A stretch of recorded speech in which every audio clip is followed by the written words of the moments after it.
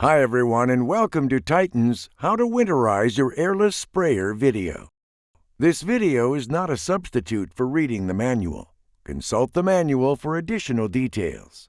When transporting the sprayer between job sites or leaving it overnight in a vehicle, do not leave the sprayer full of water or water-based coatings if temperatures are near freezing. If the fluid section does freeze, allow it to thaw before running the sprayer to avoid damaging the sprayer. We recommend storing the sprayer in a heated area between jobs if possible to reduce the chance of damage. Inspect the suction hose filter, manifold filter, gun filter, and airless hose for any wear and tear or damage. Replace if necessary. The best protection against freezing is running undiluted Titan LS10 Liquid Shield Plus through the system after you have finished cleaning.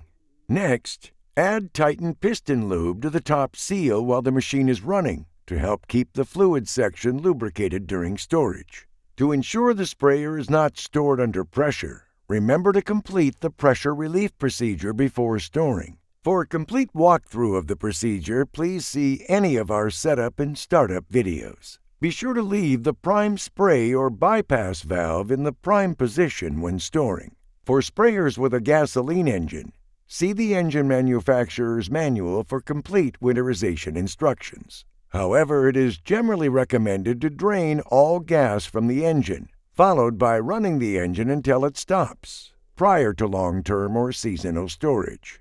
This should be done with the sprayer pressure set to minimum and the sprayer in prime position. Thanks for watching the How to Winterize Your Titan Airless Sprayer video. If you have any questions, please refer to your user manual or contact Titan's technical service team.